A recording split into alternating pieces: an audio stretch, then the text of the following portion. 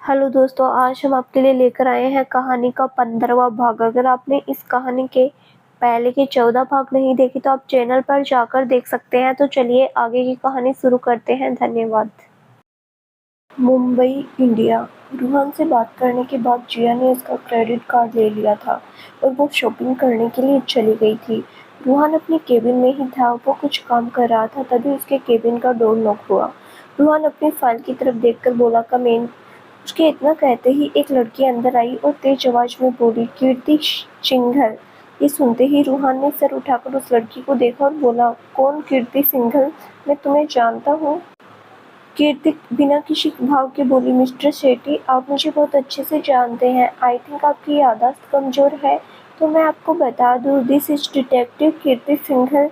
आपने मुझे अपॉइंट किया है मोक्ष मलिक के केस में। डू यू रिमेम्बर ना? रूहान कुछ याद करते हुए बोला, oh yeah sorry, actually I forgot, please sit. Kirti बढ़ते हुए बोली, ओके सो मैं मोक्ष मलिक के केस की पूरी स्टडी कर ली है। शिमला में जो भी हुआ वो सब कुछ देख लिया मैंने, और पोस्टमार्टम रिपोर्ट अंतरा माथुर की जो आपने मुझे भेजी थी, मैंने वो भी देख ली है। मुझे ये जानना है कि यहाँ कोई पुरानी दुश्मनी है मिस्टर मलिक की? किसी से कोई दुश्मनी या कोई ब्रजेश एनीथिंग? रोहन उससे बोला, ना, जब वो शिमला में थी तो उसे किसी से ऐसी कोई दुश्मनी नहीं थी कि कोई उसके खिलाफ ऐसा कुछ। कीर्ति बीच में बोली, ये सोचना आपका काम नहीं है, मेरा काम है। आपसे जितना पूछा जाए उतना जवाब दीजिए, बाकी मैं हैंडल कर लूंगी। रोहन हल्का सा बोला, मुस्कुराकर बोला, यस ऑफ कोर्स। उस वक्त शिमला में लास्ट 1 साल से मोक्ष ने जिसके साथ भी डील की थी या बात की थी, मैं उन सभी की डिटेल्स आपको भेज दूंगा। आप जो करना है वो कर सकते हैं। कीर्ति हल्का सा मुस्कुराकर बोली, अच्छा, अच्छी बात है कि आप कोऑपरेट कर रहे हैं। अब मैं चलती हूँ, मुझे बस आपसे इतनी ही बात करनी थी। बाकी चीज़ मैं टाइम टू टाइम इन्फॉर्म करूँगी। बिलीव मी, इस केस को मैं सॉल्व करके रहूँगी, चाहे कुछ भी हो जाए। बोलकर वो बिना रूहान की कोई बात सुने तुरंत वहाँ से चली गई। उसके जाते ही रूहान धीरे से बोला, अजीब पागल डिटेक्टिव है, सामने वाले की सुनना नहीं चाहती है और कहती है कि अच्छा है कि आप कोऑपरेट कर रहे हैं। एक मेरी बहन पागल, एक मेरा दोस्त पागल, तीसरी पागल ये मिल गई। दुनिया के सारे पागल इंसान मेरी जिंदगी में भारी पड़े हैं। बोलकर उसने सिर हिला दिया। रात का वक्त मोक्ष मलिक मिला। इवांसी इस वक्त किचन में थी, वो कुछ बना रही थी। तभी मोक्ष गुनगुनाते हुए वहां पर आया। इवांसी को देखते हुए एकदम से रुक गया। इस वक्त इवांसी का ध्यान उस पर बिल्कुल भी नहीं था। मोक्ष गुनगुनाते हुए बोला, जाने तमन्ना जाने अदा, तू जैसा है सोच पे आया वही। सूरज जी किरणों एक चेहरा देखा है, तुम सा मैं नहीं। ये सुनते ही इवांसी ने एकदम से मुड़कर उसे देखा और उससे बोली, ये क्या कर रहे हो तुम? तुम्हें बिजनेस करना पसंद है, मुझे पता है। तुम्हें फ्लर्ट करना पसंद है, मुझे ये भी पता है। पर ये गाने का भूत क्यों चढ़ता है तुम्हारे सर पर? मत गाया करो, आवाज अच्छी नहीं है। ये सुनते ही मोक्ष के एक्सप्रेशन एकदम से बिगड़ गए। वो चिढ़ते हुए बोला, यू नो व्हाट जाना, अगर मुझे फ्लर्ट करना आता है तो तुम्हें सिर्फ और सिर्फ बेइज्जती करनी आती है। इतना हॉट हैंडसम हैपनिंग बंदा गाना गा रहा है, वो भी तुम्हारे लिए, पर तुम्हें तो कोई फर्क ही नहीं पड़ रहा। तुम मेरी आवाज को बेकार बोल रही हो। मेरी आवाज के पीछे लोग, ईवान से बीच में बोले, लड़कियां सभी के लोग को इन्वॉल्व मत करो। कुछ पागल लड़कियां होती है जो तुम्हारी आवाज के पीछे पागल है, मैं तो नहीं हूँ पागल। बोलकर वो फ्रिज की तरफ जाने लगी। तभी मोक्ष ने उसका हाथ पकड़कर उसे अपने पास खींचा और उससे बोला, तुम भी तो हो जाओगी। ये सुनते ही इवान से उसकी आंखों में देखने लगी।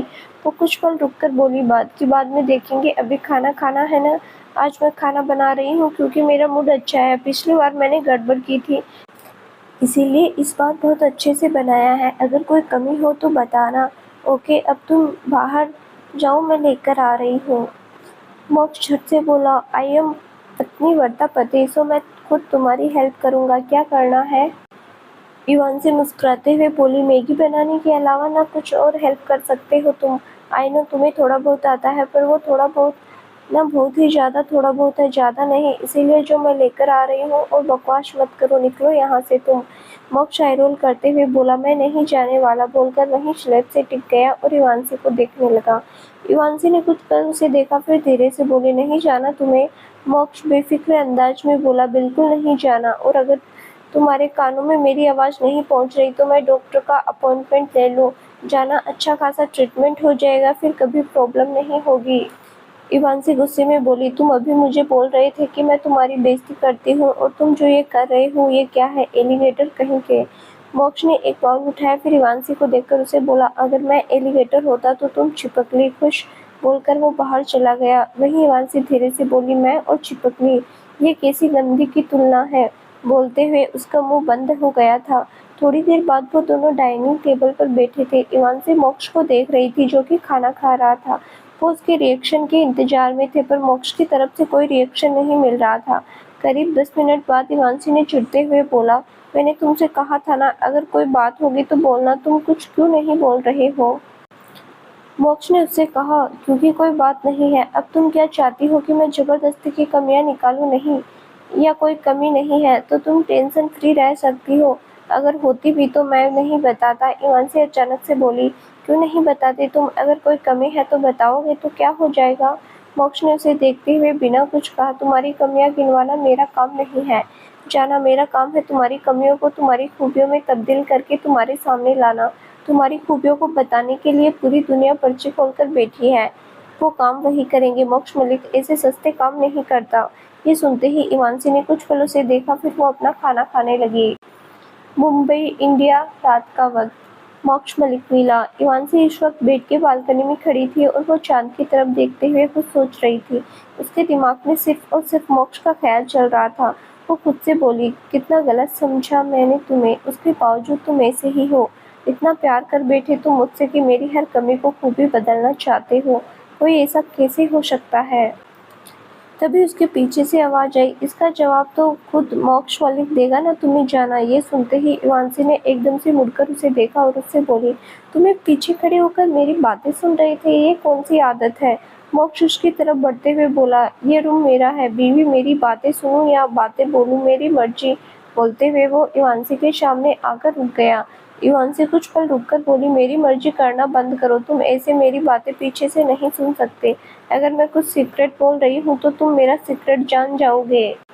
मोक्ष एकदम से उसके चेहरे के करीब जाकर बोला, वो तो मेरा हक है जाना। बोलकर मोक्ष ने इवांसी को एकदम से ब्राइडल स्टाइल में उठा लिया। इवांसी चिल्लाते हुए बोली, ओए क्या कर रहे हो, नीचे उतारो मुझे। मोक्ष मुस्कुराते हुए बोला, मैं नहीं उतारा, क्या करोगी तुम। बोलकर उसने इवांसी को सीधे बेड पर फेंका और बोला, तुम्हें फेंकना था, उतारना बहुत पुराना हो गया। इवांसी उठकर बैठी और गुस्से में बोली, मैं कोई सामान हूँ क्या जिसे तुम उठाकर फेंको। मोक्ष झट से बोला, चिपकली हो, उठाकर फेंक के जा सकते हैं, वेट तो है नहीं। इवांसी धीरे से बोली, तुम मुझे चिपकली बोलना बंद करो। आई रियली हेट, मुझे चिपकली बिल्कुल नहीं पसंद। मोक्ष उसके पास आते हुए बोला, अगर पेंगुइन बोलूं तो तुम्हें पेंगुइन वैसे भी बहुत पसंद है, तो आज से तुम पेंगुइन, बट नो चिपकली। ज़्यादा अच्छा लग रहा था, कैंसिल एवरीथिंग, तुम चिपकली ही रहोगी। इवांसी हैरानी से बोली, कितने गंदे हो तुम, अपनी वाइफ को चिपकली बोल रहे हो। तुम्हें किस एंगल से मैं चिपकली दिखती हूँ।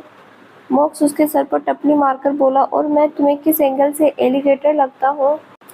इवांसी झट से बोली, लगते हो, अपनी बॉडी देखी तुमने, इतने बड़े से हो, तुम एलिगेटर ही हो। मोक्ष तिरछा मुस्कुराकर बोला, I am very handsome, I know. अगर तुम इसे एलिगेटर बोलती हो तो चलेगा। इवांसी को बेड पर लिटाया और खुद भी उसके पास लेट गया। इवांसी कुछ बोलने वाली थी तभी मोक्ष बोला, बस जाना, बात खत्म है। इवांसी धीरे से बोली, मैंने तो बात शुरू भी नहीं की थी, शुरू भी तुमने ही की थी और खत्म भी तुम कर रहे हो। मेरा तो कोई रोल ही नहीं, व्हाटएवर। बोलकर वो एकदम से मोक्ष के सीने से लग गई। उसके इस हरकत पर मोक्ष के फेस पर एक प्यारी सी स्माइल आ गई। मोक्ष ने बिना कुछ बोले इवांसी के फोरहेड पर किस की, फिर उसने अपनी आंखें बंद कर ली। अगला दिन इवांसी सबसे पहले सोकर उठी थी। इस वक्त वो गौर से मोक्ष के चेहरे को देख रही थी। वो धीरे से बोली, तुम्हारे चेहरे से कभी नफरत नहीं थी, ना कभी प्यार होगा। शक्ल पर मरना मेरे फितरत में नहीं था, ना मुझे उस चेहरे से नफरत थी, ना चेहरे से कोई खास दिल लगी तो तुम्हारी हरकतों से होनी थी, ना जो हुई उसे वक्त भी थी पर समझ नहीं आया, और शायद अब भी हो रही है। पर अब दिमाग अगर दिल दोनों एक साथ एक ही नाव में है और अब सब समझ रहे हैं, मुझे समझा रहे हैं कि इस बार गलती नहीं करनी तो कोई गलती नहीं होगी। बोलकर उसने आगे बढ़कर मोक्ष के फोरहेड पर किस किया और फिर बेड से उठकर तुरंत वॉशरूम में चली गई। उसके जाते ही मोक्ष, जिसकी आंखें अभी तक बंद थी, उसके फेस पर एक हल्की सी स्माइल आ गई। थोड़ी देर बाद इवांसी वॉशरूम से बाहर आई और वो रेडी होने लगी। इस वक्त उसने मैरून कलर का ऑफ शोल्डर सूट पहना हुआ था, जिसके साथ उसने व्हाइट कलर का दुपट्टा लिया हुआ था। रेडी होने के बाद अपना फ़ोन उठाकर इवांशी तुरंत बेडरूम से निकल गई। नीचे पहुंचते ही इवांशी की नज़रें मोक्ष पर चली गई थी, जो कि सोफे पर बैठा हुआ था। उसने अपने आईपैड पर कुछ कर रहा था। इवांशी धीमे कदमों से उसके पास गई और धीरे से बोली, तुम? मोक्ष बीच में बोला, ये हरकतें मेरे ऊपर काम नहीं करती जाना। इवांशी हैरानी से बोली, रियली? मैं तुम्हें डराने की नहीं, एक्चुअली तुम्हें सरप्राइज देने की कोशिश कर रही थी। तभी उसके मुंह से हल्की सी चीख निकल गई, क्योंकि मोक्ष ने उसे खींचकर अपने लैप पर बिठा लिया था। मोक्ष इवांशी की कमर पर हाथ रखकर बोला, इसे कहते हैं रियल सरप्राइज देना। इवांशी धीरे से बोली, ओके, पर तुम छोड़ो मुझे। बोलते हुए वो चारों तरफ देख रही थी। मोक्ष उससे बोला, कोई नहीं आएगा हमें डिस्टर्ब करने। अगर मैं तुम्हें यहाँ पर किस करूँ या कुछ भी करूँ, ना किसी की आवाज़ आएगी, ना यहाँ पर दिखेगा, एंड आई मीन जाना। इवांशी धीरे से बोली, ओके ठीक है, पर जरूरी थोड़ी है, छोड़ो मुझे। मोक्ष एकदम से बोला, बिल्कुल नहीं। बोलकर उसने इवांशी को अपने सीने से लगा लिया, फिर उसके सिर पर किस करके बोला, मैं तुम्हें छोड़ूं, इतनी बुरी नहीं हूँ तुम, और तुम्हें छोड़ने दूं, इतना अच्छा नहीं हूँ मैं। इवांशी कुछ पल रुककर बोली, ओके, मुझे ये बताओ कि वो डिवोर्स वाला ड्रामा कब तक करना है? आई मीन अंतरादी का कातिल कब तक सामने आएगा? कुछ अपडेट है तो मुझे बताओगे ना? मुझसे कुछ छुपाओगे तो नहीं? मोक्ष ने इवांशी का चेहरा अपने सामने किया और उसकी आंखों में देखकर बोला, मुझे तुमसे कुछ भी नहीं छुपाना जाना।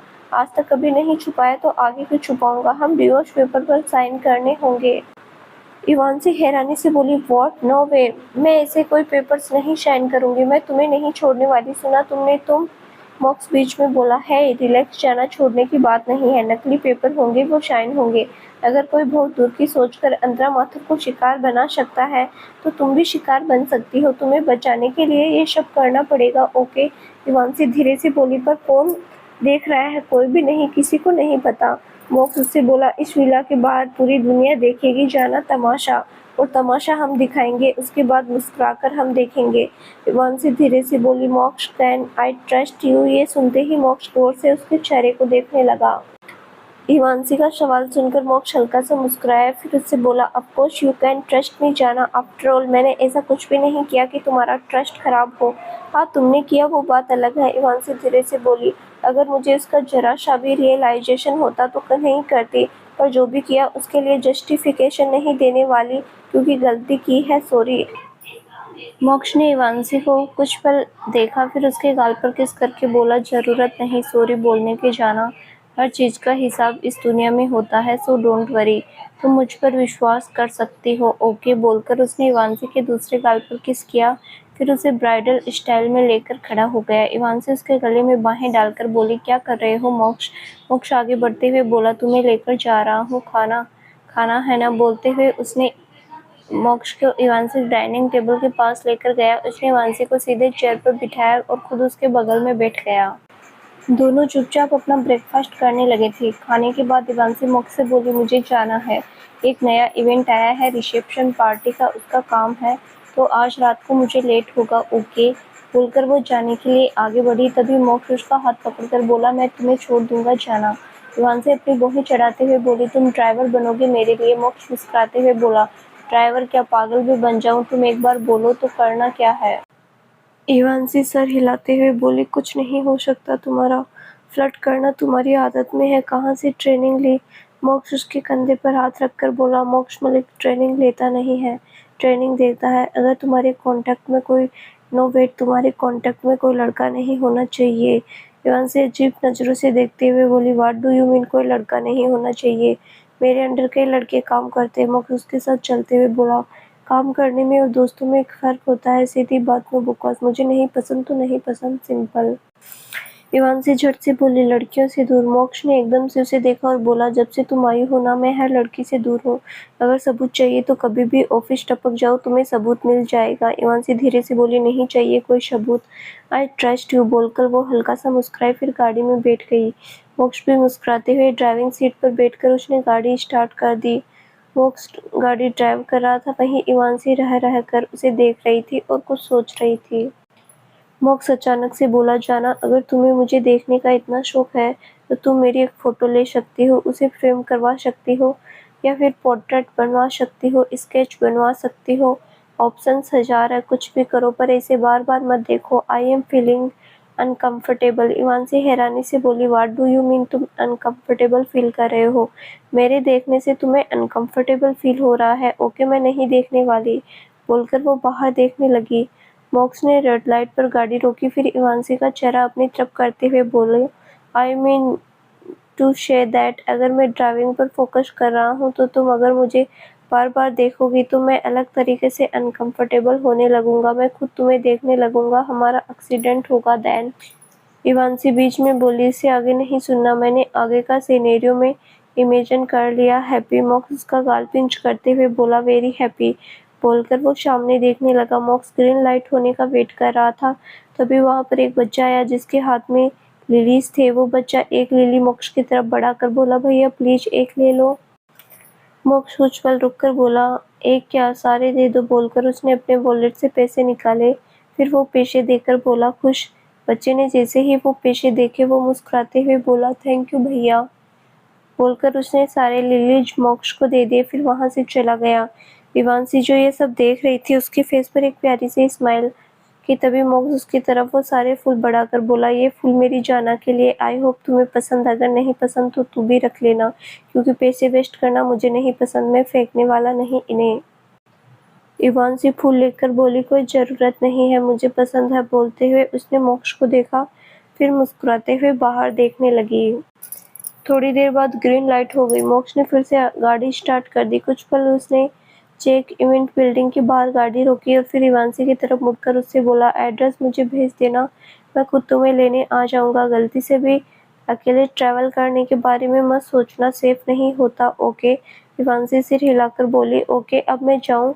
मॉक्स उसके फोरहेड पर किस करके बोला, गो। ये सुनते ही इवांशी वो सारे फूल लेकर गाड़ी से उतरी, फिर ऑफिस की तरफ जाने लगी। ऑफिस के गेट के पास पहुंचने से उसने एक बार मुड़कर मॉक्स की तरफ देखा जो कि ऑलरेडी उसे देख रहा था, फिर वो मुस्कुराते हुए अंदर चले गए। उसके जाते ही मॉक्स ने भी गाड़ी स्टार्ट कर दी। ऑफिस में जाते ही इवांशी सीधे अपने केबिन में गई। उसने उन फूलों को अच्छे से वॉश में लगाया, फिर मुस्कुराकर बोली, कितने अच्छे लग रहे हैं, मुझे क्या हो रहा है, why I am smiling like a fool, पर सब कुछ अच्छा लग रहा है, बोलते हुए इवांशी चेयर पर बैठ गई। फिर मॉक्स के बारे में सोचते हुए वो बस ऐसे ही मुस्कुराने लगी। वहीं दूसरी तरफ शिवन इस वक्त अपने ऑफिस में था। उसने इवांशी के साथ मिलकर चेक इवेंट को रेस किया था, लेकिन at the end check event पूरी तरीके से इवांशी माथुर के नाम पर थी ऑन द पेपर्स, और वैसे भी शिवन उसका सपोर्ट करता था, लेकिन मोस्ट ऑफ द चीज ज्यादातर इवांशी ही संभालती थी। शिवन का अपना एक ट्रांसपोर्ट का बिजनेस था। इस वक्त वो अपनी एक फैक्ट्री में था। शिवन का अपना एक ट्रांसपोर्ट का बिजनेस था। इस वक्त वो अपनी एक फैक्ट्री में था जहां पर वो सारे माल चेक कर रहा था। इनमें से ज्यादातर बड़े बड़े परचेस ऑर्डर होते थे, लाइक क्लोथिंग ऑर्डर और परफ्यूम ऐसी चीजें। सारी चीज चेक करने के बाद शिवन वो सारा सामान भेज दिया। फिर वो खुद से बोला, आई एम हैंग्री, लंच के लिए जाना पड़ेगा, बोलकर वो अपनी गाड़ी से तुरंत वहां से निकल गया। शिवन वहीं पास वाले एक ढाबे पर पहुंचा। वहां जाकर उसने अपने लिए खाना ऑर्डर किया। वहीं बाहर बैठ गया और न्यूज़पेपर पढ़ रहा था। तभी कोई उसके सामने आकर बैठा। शिवन ने न्यूज़पेपर हटाकर सामने जिया को देखा और धीरे से, what the hell are you doing here? Jiya ने जैसे ही शिवन को देखा वो उससे बोली, तुम मेरा पीछा करते हुए यहाँ तक आ गए? शिवन कुछ पल रुककर बोला, कहीं की महारानी हो या फिर क्रिमिनल हो जो तुम्हारा पीछा करूं मैं? कुछ नहीं हो, ओके, जो भी हो, यहाँ पर क्या कर रही हो? स्टैंडर्ड की बातें गिनवा रही थी ना, तुम्हारे स्टैंडर्ड इतना नीचे आ गया? जिया उसे घूरते हुए बोली, excuse me, whatever you are, मेरी मर्जी में ढाबे में जाऊं या 5 स्टार होटल में, व्हाट्स योर प्रॉब्लम? अपने काम से काम रखो, न्यूज़पेपर पढ़ लेना अंकल कहीं के, वहीं पढ़ते रहो। अपनी बात बोलकर जिया एकदम से खड़ी हो गई और वहां से जाने वाली थी कि तभी शिवन ने उसका हाथ पकड़ा और उससे बोला, what the fuck did you address me? तुमने मुझे अंकल बोला, किस एंगल से मैं तुम्हें अंकल लगता हूँ? Are you out of your mind और व्हाट? जिया मुस्कुराते हुए बोली, शक्ल देखिए अपनी, बिल्कुल साधु टाइप अंकल टाइप लग रहे हो। ये सुनते ही शिवन ने एकदम से वहीं रखे हुए एक मिरर में खुद को देखा। फिर उसने एकदम से जिया का हाथ छोड़ दिया। इवांशी से मिलने के चक्कर में शिवन ने अपने ऊपर बिल्कुल भी ध्यान नहीं दिया था। उसने अभी भी खुद के ऊपर कोई ध्यान नहीं दिया।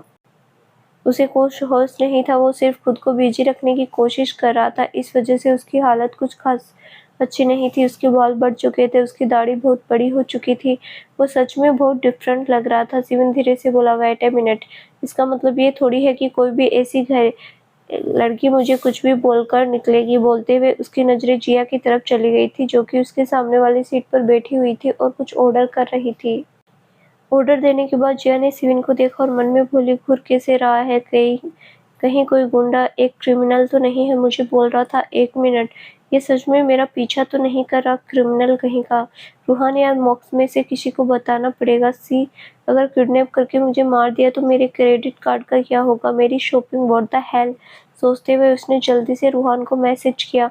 कुछ पल में उन दोनों का ऑर्डर आ चुका था। वो दोनों अपना अपना खाना खा रहे थे।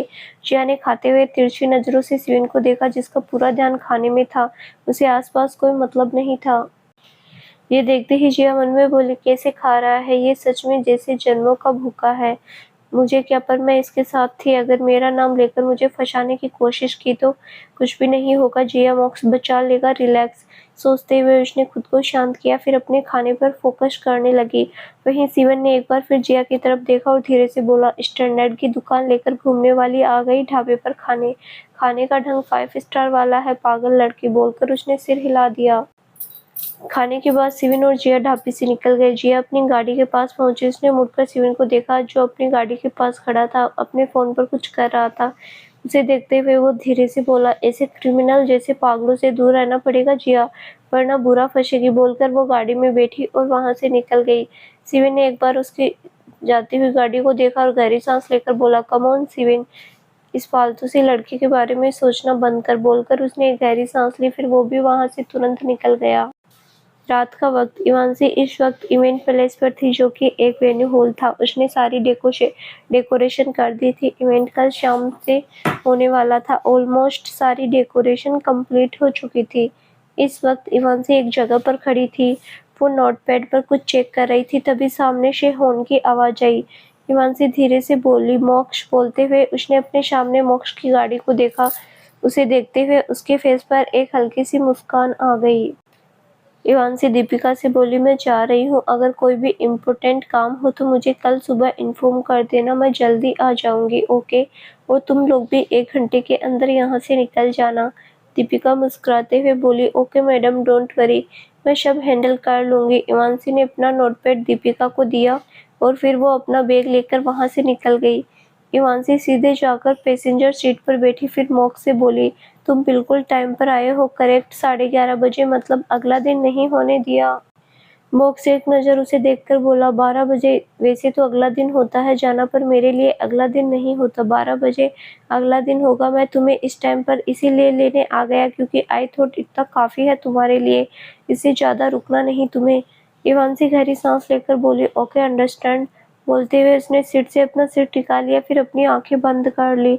मोक्ष गाड़ी ड्राइव कर रहा था और वो रह रहकर इवांसी को देख रहा था, जिसकी आंखें बंद थी। उसके चेहरे पर थकान साफ नजर आ रही थी। थोड़ी देर बाद मोक्ष ने घर के बाहर गाड़ी रोकी, फिर इवांसी को ब्राइडल स्टाइल में लेकर वो अंदर चला गया। तब तक इवांसी सो चुकी थी। बेडरूम में पहुंचते ही उसने इवांसी को बेड पर लिटाया, फिर खुद वॉशरूम में चला गया। थोड़ी देर बाद मोक्ष बाहर आया, तभी उसका फोन बजा। उसने जैसे ही कॉल पिक की, दूसरी तरफ से रूहान बोला, कीर्ति का फोन आया था मुझे। मोक्ष बेड पर बैठते हुए बोला, तो कुछ पता चला? रूहान कुछ पल रुककर बोला, बहुत सारे डाउट्स आ रहे हैं। सबसे पहले शक विक्रम राजवंश पर जा रहा है। वो पूरा का पूरा खानदान टेढ़ा है, उनमें से कोई भी हो सकता है। सबसे बड़ा शक विक्रम है। मोक्ष गहरी सांस लेकर बोला, नहीं रूहान, विक्रम राजवंश नहीं है। हेजल, आज तुम्हें पता है ना वो किन आंखों की बात हो रही है? वो आंखें किसके पास है? रूहान धीरे से बोला, मतलब मिस्टर विवेक राजवंश पर, जो तुझे फंसाने की कोशिश क्यों करेंगे उन्हें तुझे? मोक्ष बीच में बोला, मुझे राजवंश खानदान में से किसी के ऊपर कोई ट्रस्ट नहीं है। वो पूरा का पूरा खानदान उल्टा पैदा हुआ है, सब एक से बढ़कर एक है, कोई कुछ भी कर सकता है। रूहान कीर्ति को बोल के शिमला पर फोकस करने से अच्छा सबसे पहले मुंबई पर ध्यान दे। उस वक्त यहाँ पर क्या चल रहा था मुझे सब कुछ जानना है। रूहान कुछ पल रुककर बोला, उससे बात करनी पड़ेगी, वो तो बात सुनना ही नहीं चाहती। पता नहीं अजीब सी है, कहने को डिटेक्टिव है पर ऑर्डर ऐसे देती है जैसे मेरी बॉस है। मोक्ष आई रोल करते हुए बोला, मुझे ये बकवास नहीं सुननी। अंतरा की लाइफ के बारे में पता लगा, एक कीर्ति लगी हुई है, दूसरा किसी और को लगा। और ये देखकर बता कि मेरे मुंबई से जाने के बाद अंतरा की लाइफ में कौन आया, कोई लड़का, कुछ भी। रोहन गहरी सांस लेकर बोला, ओके, 24 घंटे के अंदर वो नाम सामने लाकर रहूंगा जो अंतरा की लाइफ में था, आई प्रोमिस। बोलकर उसने कॉल कट कर दी। अपना फोन रखने के बाद मोक्ष ने जैसे ही इवांसी को देखा, उसके फेस पर हल्की से स्माइल आ गई, क्योंकि इवांसी इस वक्त आराम से सो रही थी। मोक्ष उसके पास लेटा और धीरे से बोला, कितनी प्यारी लगती हो ना तुम, ऐसे ही सोती हुई, क्यूट सी। बोलकर उसने इवांसी के गाल पर किस किया, फिर उसे अपने सीने से लगाकर उसने अपनी आंखें बंद कर ली। अगला दिन इवांसी जब सोकर उठी तब मोक्ष बेडरूम में नहीं था। वो खुद से बोली, ये कहाँ चला गया।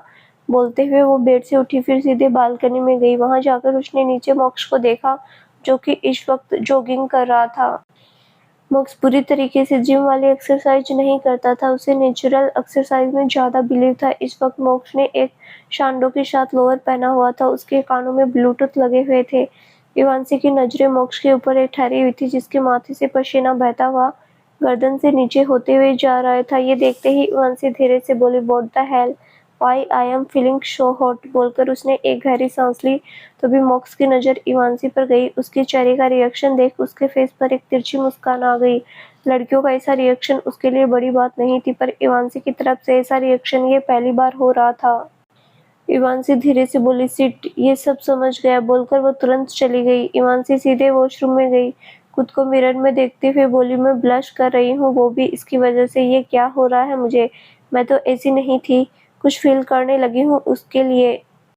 बोलते हुए वो फिर से हल्का सा मुस्कुराई, फिर फ्रेश होने चली गई। मोक्ष जो इस वक्त नीचे था, वो आसमान की तरफ देखते हुए धीरे से बोला, हसरत बढ़ रही है, आंखों में मुस्कुराहट बढ़ रही है, होठों पर सब कुछ बढ़ रहा है, जिंदगी में लगता है मोहब्बत हो रही है दिल में। बोलकर वो हल्का सा मुस्कुराया, फिर गुनगुनाते हुए वहां से चला गया।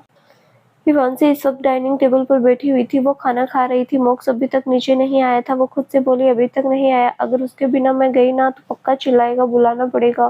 बोलकर वो जल्दी से चेयर से उठी, फिर भागते हुए ऊपर गई। बेडरूम के अंदर पहुंचते ही एकदम से रुक गई। सामने मोक्ष को देखने लगी, जो खुद ड्रेसिंग टेबल के सामने खड़ा था और रेडी हो रहा था।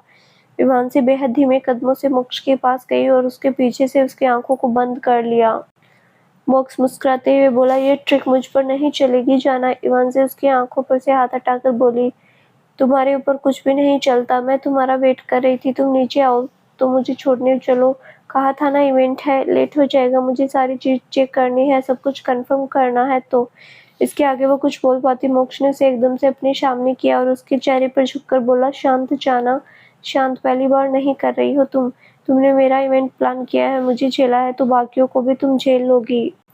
ईवान से अपनी आंखें छोटी करते हुए बोली, मैंने तुम्हें झेला नहीं है, मैंने अपना काम किया है और काम करते वक्त झेलते नहीं है, वो डेडिकेशन होती है और मैं इस चीज के लिए बहुत डेडिकेट हूँ। मोक्ष उसके फोरहेड पर किस करके बोला, and I like your dedication, मेरी प्यारी सी जाना, I am so proud of you. तुमने अपने दम पर अब तक खुद का बिजनेस खड़ा किया है, ये तारीफें होती रहेगी। अभी हम चले, अगर तुम लेट हुई तो तुम मेरे सर पर बम फोड़ोगी और मेरा सर दर्द होगा। ईवान से चिढ़ते हुए बोली, मैं कोई बम नहीं फोड़ती, ठीक है तुम। मोक्स बीच में बोला, तुम फोड़ती हो, और वो भी टोंट का बम, गुस्से वाला बम। यू नो व्हाट, कभी कभी अच्छा लगता है, पर आज मेरा उस बम को फूटने की आवाज सुनने का मूड नहीं है। बोलकर उसने इवांसी का हाथ पकड़ा और फिर उसे लेकर बेडरूम से निकल गया। मोक्स इवांसी को सीधे इवेंट प्लेस पर लेकर गया। गाड़ी रुकते ही इवांसी से बोली, मैं जा रही हूँ और आज रात मुझे इस इवेंट में रुकना पड़ेगा, सब कुछ देखना पड़ेगा, तो मैं आज घर पर नहीं आ पाऊंगी। मोक्स कुछ पल रुककर बोला, तुम पूरी रात यहाँ पर रुकोगी जाना, आर यू सीरियस। इवांसी मुस्कुराते हुए बोली, आई एम वेरी सीरियस, अगर मैं यहाँ नहीं रुकूंगी तो काम कौन देखेगा। यू नो व्हाट, कंट्रोल करने के लिए बोझ का रहना जरूरी है। अब मैं जा रही हूँ, बाय। बोलकर वो गाड़ी से उतर गई।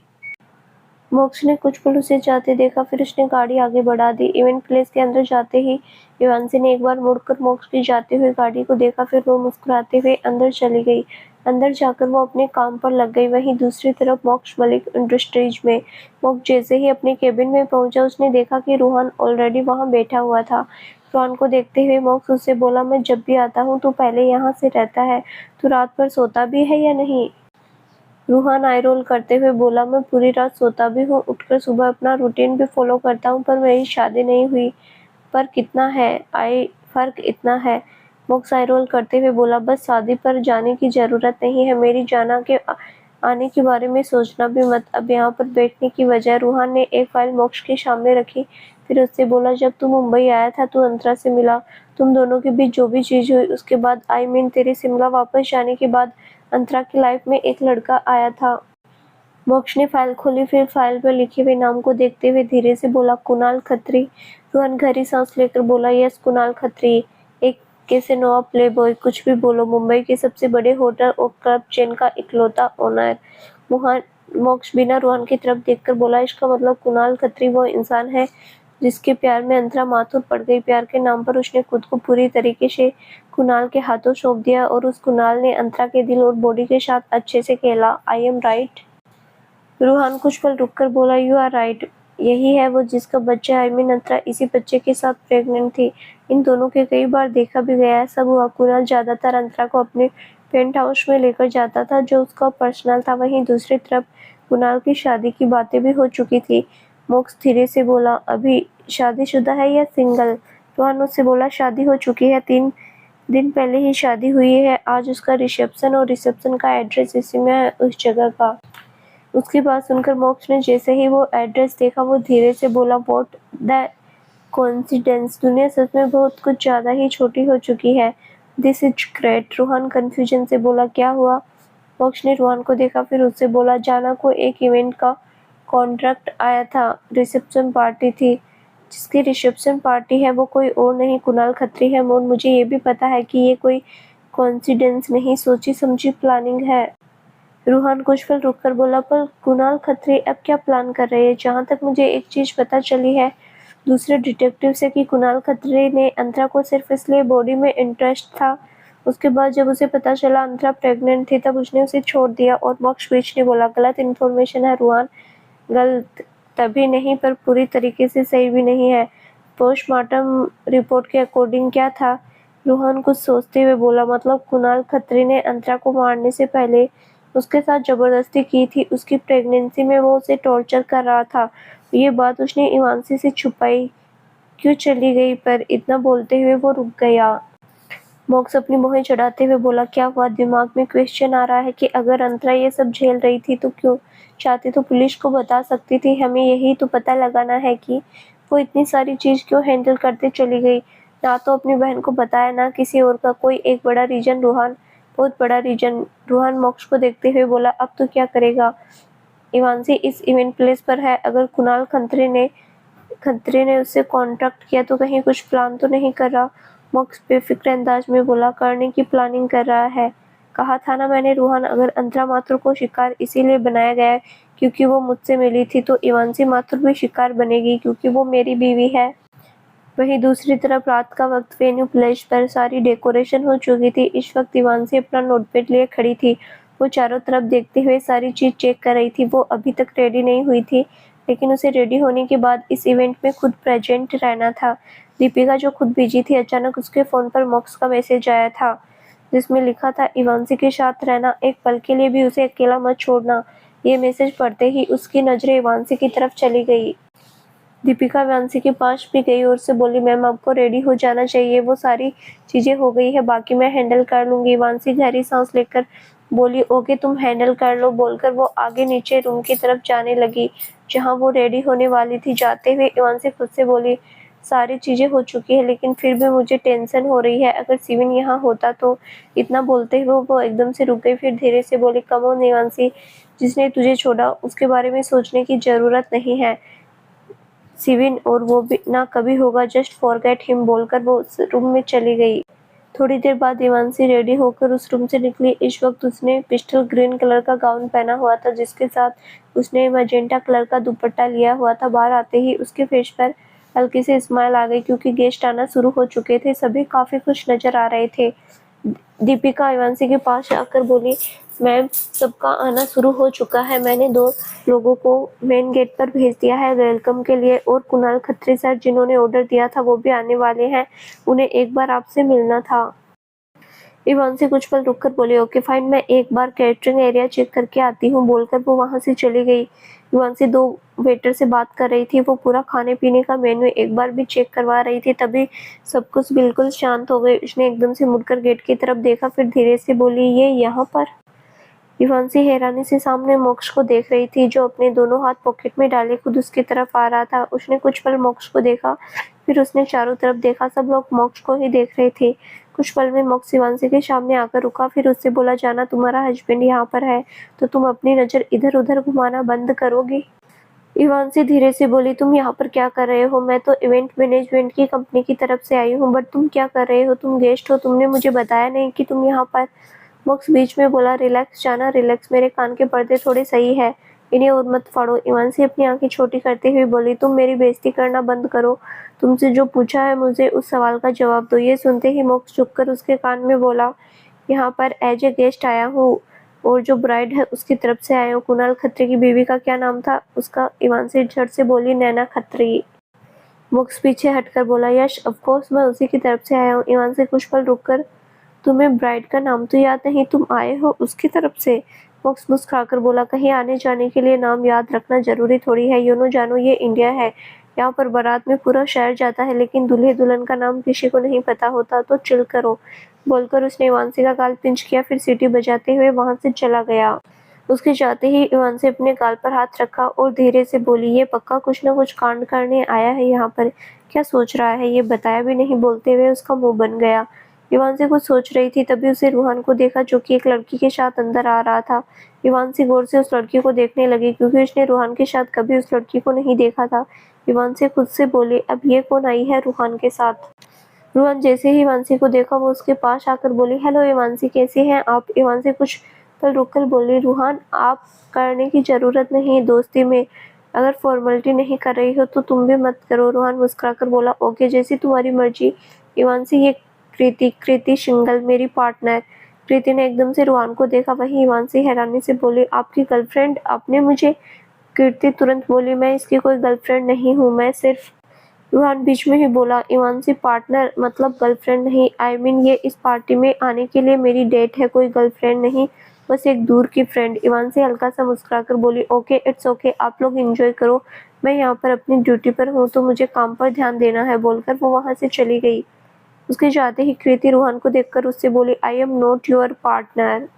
रूहान मुस्कुराते हुए बोला, आई नो कृति, पर आप जिस काम के लिए यहाँ पर है उस काम के लिए आप मेरी पार्टनर ही है, आप समझ गई? कृति कुछ पल रुककर बोली, ओके, समझ गई। वहीं इवांशी वापस अपने काम पर लग चुकी थी। मोक्स एक बिजनेस एसोसिएट से बात कर रहा था, तभी उसकी नज़र सामने गई और उसके फेस पर एक अजीब सी स्माइल आ गई। सामने से कुणाल खत्री और उसकी वाइफ नैनी खत्री दोनों साथ में आ रहे थे और अपने स्टेज पर चले गए। वहां पर पूरा पार्टी का माहौल था। रूहान मोक्ष के पास आकर बोला, अब क्या प्लान कर रहा है तू? मोक्ष अपनी ड्रिंक एंजॉय करते हुए बोला, यहाँ की ड्रिंक का टेस्ट अच्छा नहीं लग रहा, मुझे ऐसा लग रहा है अच्छे से कुछ नहीं है, साला नशा भी नहीं चढ़ रहा। रूहान कुछ पल रुककर बोला, मोक्ष, तुझे यहाँ पर नशा करने के लिए नहीं आना था, तू अपनी जाना तेरी इवांशी तेरी बीवी के लिए आया है, याद दिलाया ना मैंने, अब उस पर ध्यान दे, बेचारी कब से लगी पड़ी है। मोक्ष बेफिक्र अंदाज में बोला, वो अपना काम कर रही है, व्हाट डू यू वांट? मैं उसके काम में जाकर अपनी टांग अड़ाऊं? इतना टाइम नहीं है मेरे पास, एंजॉय करने आया हूँ, एंजॉय करने दे, जाकर तू अपनी डेट के साथ एंजॉय कर, जस्ट गो। रोहन धीरे से बोला, तू पागल है, बोलकर वो वहां से चला गया। उसके जाते ही मोक्ष अपनी ड्रिंक एंजॉय करते हुए चारों तरफ देखने लगा। वहीं इवांशी के पास एक स्टाफ आया, वो उससे बोला, कुणाल ने आपको बुलाया है। उसके जाते ही इवांशी सीधे कुणाल के पास गई। कुणाल ने जैसे ही इवांशी को देखा, वो उससे बोला, hello miss Mathur, I am very happy कि मेरी रिसेप्शन पार्टी आपके हाथ में थी। इवांशी हल्का सा मुस्कुराकर बोली, that is really good mister Khatri कि आपको मेरा काम पसंद आया। कुणाल ने एक नज़र इवांशी को ऊपर से नीचे तक देखा, फिर धीरे से बोला, मुझे तो बहुत कुछ पसंद आया मिस माथुर। कुणाल की नज़रों को देख इवांशी ने एक गहरी सांस ली, फिर धीरे से बोली, आपकी wife Mrs Khatri, she is looking really beautiful. आप अकेले क्यों खड़े हो?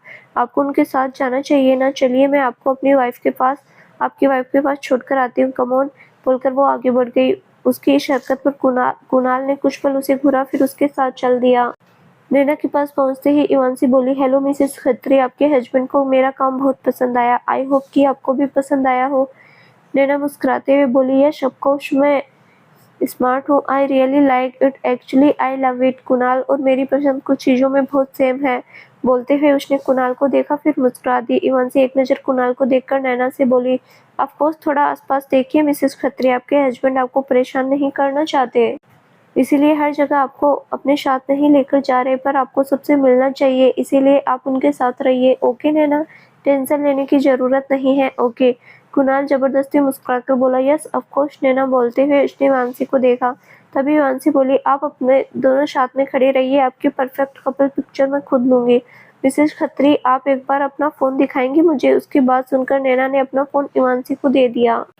इवांशी ने उन दोनों की एक फ़ोटो खींची, फिर उस फ़ोटो को देखते हुए बोली, परफेक्ट पिक्चर, परफेक्ट कपल, ऐसे ही साथ रहना, ज़्यादा दूर मत भागना। बोलकर उसने एक नज़र कुणाल को देखा, फिर फ़ोन नैना को दे दिया। मोक्ष जो ये सारा सीन देख रहा था, उसके फेस पर इस वक्त एक हल्की सी स्माइल बनी हुई थी। रूहान उसके पास आकर बोला, मान गए, मोक्ष मलिक की बीवी है, पंगा लेने वाली को ऐसे तो नहीं छोड़ेगी, फिर चाहे सामने कोई भी हो। मोक्ष अपनी ड्रिंक का एक सिप लेकर बोला, यही तो खासियत है माए जाना, ही इज इनोसेंट, पर बेवकूफ़ नहीं हूँ, उसे अच्छे से पता है कि कब क्या करना है, और मोक्ष मलिक की बीवी में इतना दिमाग है कि सामने वालों को उसकी औकात दिखा दे। उसकी बात सुनकर रूहान ने मुस्कुरा दिया। उन दोनों से दूर हटने के बाद इवान से हॉल से होते हुए जाने लगी कि तभी मोक्ष की नजरें ऊपर गई और वो धीरे से बोला, फक। इवान से जैसे ही हॉल के बीचों बीच आई, तभी मोक्ष ने एकदम से उसका हाथ पकड़कर उसे एक तरफ खींचा। इसी के साथ ऊपर जो कैंडोर लटक रहा था वो एकदम से नीचे गिरा। इसी के साथ पूरे हॉल में एकदम से शांति छा गई। वहीं कुणाल जो कि मुस्कुरा रहा था, उसने एक बार इवांशी की तरफ देखा, उसकी स्माइल गायब हो गई। इवांशी इस वक्त मोक्ष के सीने से लगी हुई थी। उसने एक बार सामने देखा, फिर धीरे से बोली, ये मोक्ष, ये कैसे, मतलब मैं तो। मोक्ष बीच में बोला, जाना, just look at me. Okay. बोलते हुए इवांशी का चेहरा अपनी तरफ किया, फिर उसने आंखें देखकर उसे, जस्ट काम डाउन, कुछ भी नहीं हुआ है, तुम ठीक हो। उसकी बात सुनते ही इवांशी ने बिना कुछ बोले हाँ में सिर हिला दिया, फिर उसने अपनी आंखें बंद करते हुए मोक्ष के सीने पर अपना सिर टिका लिया। मोक्ष ने रूहान को देखा जो कि परेशानी से उसे देख रहा था। वो तेज आवाज में बोला, हम यहाँ से जा रहे हैं रूहान, मिसेस खत्री का रिटर्न गिफ्ट में दे देना, मैं जाना को लेकर जा रहा हूँ। बोलकर उसने वांसी को ब्राइडल स्टाइल में उठाया, फिर उसे लेकर वहां से चला गया। रोहन कुणाल के पास गया, उससे बोला, मिस्टर खत्री, लॉस हो गया आपका। कुणाल कुछ पल रुककर बोला, इट्स ओके मिस्टर सेठी, इतना चलता है। रोहन नैना को देखकर उससे बोला, Mrs Khatri, I just hope कि आपको गुस्सा ना आया हो, अगर कोई भी बात हो तो आप मुझे बोल सकती है, आई विल बी पे फॉर इट। वो क्या है ना कि मेरे दोस्त की वाइफ है जिसने आपका इवेंट पूरा प्लान किया, मतलब मेरी भाभी। नैना मुस्कुराते हुए बोले, it's okay mister Sethi, I am happy कि इवांशी को चोट नहीं आई, सी इज वेरी गुड गर्ल, नुकसान वाली कोई बात नहीं, इट्स ऑल ओके। नैना की बात सुनकर रूहान हल्का सा मुस्कुराया, फिर आगे बढ़कर उसने कुणाल के कान में धीरे से बोला, खत्री, तेरी छतरी निकलने वाली है, थोड़ा सा वेट कर। मोक्ष मलिक तेरी छतरी क्या, तेरी पूरी रथ यात्रा निकलवाएगा, वेट फॉर इट। बोलकर वो पीछे हटा, फिर मुस्कुराते हुए वहां से निकल गया। रूहान को जाता देख कुणाल मन में बोला, मोक्ष Malik, I don't care about you, मुझे तो किसी और चीज से मतलब था, एक को मारा है दूसरे को भी मारूंगा, जैसे उसकी बड़ी बहन मेरे, इस तरीके से ये भी मरेगी, मेरे जाल में फंस कर। सोचते हुए उसके फेस पर तिरछी मुस्कान आ गई। वही मोक्ष गाड़ी ड्राइव कर रहा था, इवांशी पैसेंजर सीट पर बैठी हुई थी। वो अभी भी बहुत ज्यादा शौक में थी। उसने मोक्ष के साथ निकलने के बाद से अभी कुछ भी नहीं बोला था। मोक्ष ने अचानक से गाड़ी रोकी, फिर इवांशी की तरफ मुड़कर उससे बोला, जाना, कुछ बोलोगी तुम? आई नो कि जब तुम बहुत ज्यादा पकड़ पकड़ करती हो और मेरे कान के पर्दों में दर्द होने लगता है, पर इसका मतलब ये थोड़ी है कि तुम कान के पर्दों पर जंग लगवा दो, कुछ तो बोलो। इवांशी मोक्ष को धीरे से देखकर बोली, मैं मर जाती तो।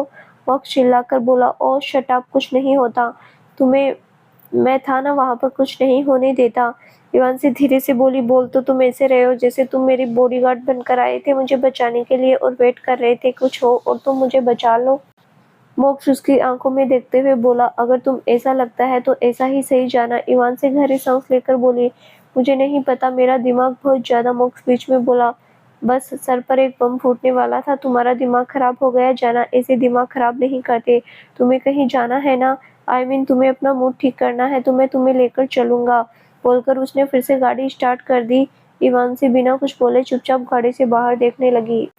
थोड़ी देर बाद मोक्ष ने गाड़ी रोकी। इवांशी बाहर देखते हुए बोली, ये तुम यहाँ क्यों लेकर आए हो? बोलते हुए वो अपने सामने एक पार्क की तरफ देख रही थी जहाँ पर झूले लगे हुए थे। मोक्ष मुस्कुराते हुए बोला, तुम्हारे अंदर का बचपन बाहर लाने के लिए उम्र से ज्यादा बड़ी होने की आदत तुम्हारी। बोलकर वो गाड़ी से उतरा। फिर उसने इवांसी की साइड का गेट खोला। इवांसी बिना कुछ बोले उतर गई। फिर बोली, तुमने मेरी ड्रेसिंग देखी है? मतलब मैंने गाउन पहना हुआ है, किसी झूले पर नहीं जाने वाली मैं। मोक्ष उसका हाथ पकड़कर बोला, वो सब मैं हैंडल कर लूंगा। बोलकर वो सीधे पार्क के अंदर लेकर गया। पार्क के अंदर जाते ही इवांसी चारों तरफ देखने लगी। तभी मोक्ष उससे बोला, मैं तुम्हें यहाँ पर देखने के लिए नहीं लेकर आया, जाना। इतना बोलकर मोक्ष ने इवांसी को सीधे एक झूले पर बिठाया। फिर पीछे जाकर उसने उसे झुलाना शुरू कर दिया। इवांसी चिल्लाते हुए बोली, ये क्या कर रहे हो तुम? इतनी तेज नहीं करना, मुझे डर लग रहा है। मोक्ष ने एकदम से रस्सियों को पकड़ा। फिर झुककर इवांसी के कान में बोला, डर लग रहा है तो थोड़ा डरो। डरते डरते खुद ब खुद मुस्कुराहट तुम्हारे पास चली आएगी। बोलकर उसने फुल स्पीड में इवांसी को झुलाना शुरू कर दिया। इवांसी ने कसकर रस्सी को पकड़ा और वो जोर से चिल्ला रही थी। धीरे धीरे इवांसी का चिल्लाना बंद हो चुका था। अब वो बस हंसी जा रही थी। उसके फेस की स्माइल थी जो कि मोक्ष को दिख रही थी, जिसे देखकर वो खुद बहुत खुश था। करीब 10 मिनट बाद मोक्ष ने एकदम से झूला रोका। फिर झुककर उसके कान में बोला, सो मेरी जाना की फेस पर स्माइल आ ही गई। इवांसी मुस्कुराते हुए बोली, ऐसे तो किसी के भी फेस पर स्माइल आ जाए। मोक्ष उसके सर पर एक टपली मारकर बोला, कभी तो क्रेडिट दे दिया करो। वेल ये सब छोड़ो। बोलते हुए वो उसके सामने आया। फिर अपना हाथ बढ़ाकर बोला, आओ मेरे साथ। इवांसी उसके हाथ पे हाथ रखकर खड़ी हुई। फिर बोली, कहाँ आऊं मैं तुम्हारे साथ? मोक्ष ने उसे अपने पास खींचा और बोला, अब आइसक्रीम टाइम। बोलकर वो इवांसी को सीधे बाहर आइसक्रीम वाले के पास ले गया। आइसक्रीम वाले के पास जाते ही इवांसी झट से बोली, ब्लूबेरी वाली आइसक्रीम भैया प्लीज। आइसक्रीम वाला मुस्कुराकर बोला, मैडम प्लीज करने की जरूरत नहीं है, मेरे पास है। बोलकर उसने एक ब्लूबेरी आइसक्रीम इवांसी को दे दी। इवांसी ने तुरंत अपनी आइसक्रीम को एंजॉय करना शुरू कर दिया।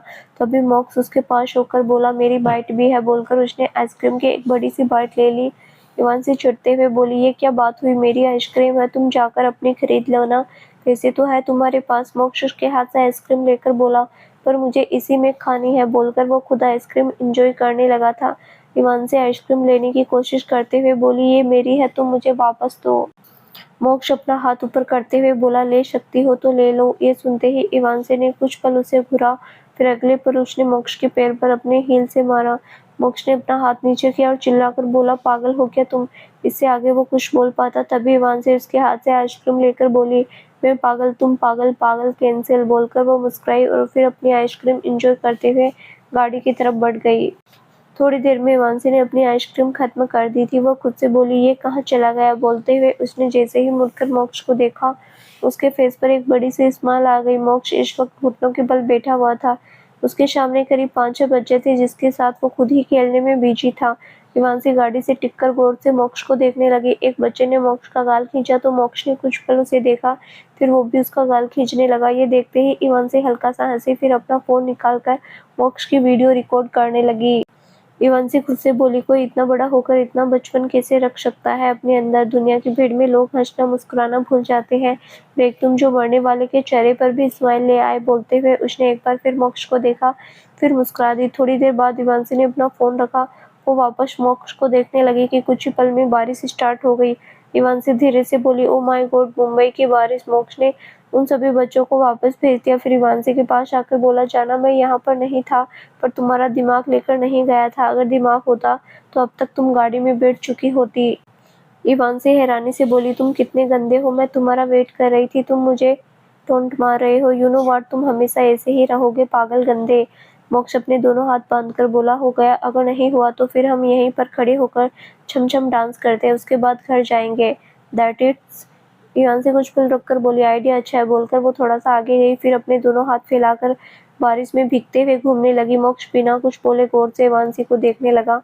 वो बस उसे ही देख रहा था। तभी इवांसी एकदम से छींकी। उसकी छींक सुनकर मोक्ष को होश आया। मोक्ष इवांसी के पास गए, उसे बोला, कर लिया तुमने या फिर बारिश में भीगने का प्लान है? लिटरली जाना, बीमार पड़ रही हो तुम। इवांसी उसे देखते हुए बोली, कुछ नहीं हो रहा, ओके, इतना ओवर रिएक्ट करने की जरूरत नहीं है। मोक्ष बीच में बोला, और जस्ट सेट अप, अब चलो। बोलकर उसने इवांसी का हाथ पकड़ा, फिर उसे गाड़ी के पास लेकर गया। मोक्ष ने जबरदस्ती इवांसी को अंदर बैठाया, खुद भी वो ड्राइविंग सीट पर बैठ गया। उसने गाड़ी स्टार्ट कर दी। थोड़ी देर बाद मोक्ष इवांसी को लेकर घर पहुंचा। अब तक इवांसी हल्का हल्का कांपने लगी थी, उसे ठंड लग चुकी थी।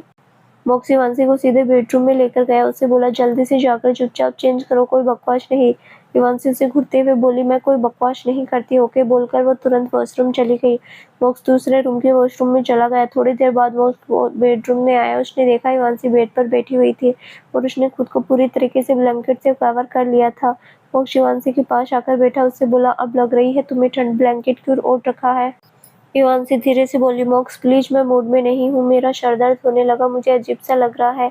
ये सुनते ही मोक्ष ने शिवांशी के सर पर हाथ रखा तो समझ आया कि इस वक्त शिवांशी को फीवर आने लगा था।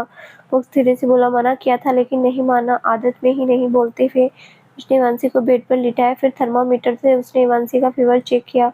थोड़ी देर बाद मोक्ष ने शिवांशी को मेडिसिन लेने में हेल्प की। फिर वो उसके चेहरे को देखने लगा। शिवांशी को धीरे धीरे नींद आने लगी। वो कुछ ही पल में सो गई। उसके सोने के बाद मोक्ष ने उसके फोरहेड पर किस किया। फिर वो बालकनी में चला गया।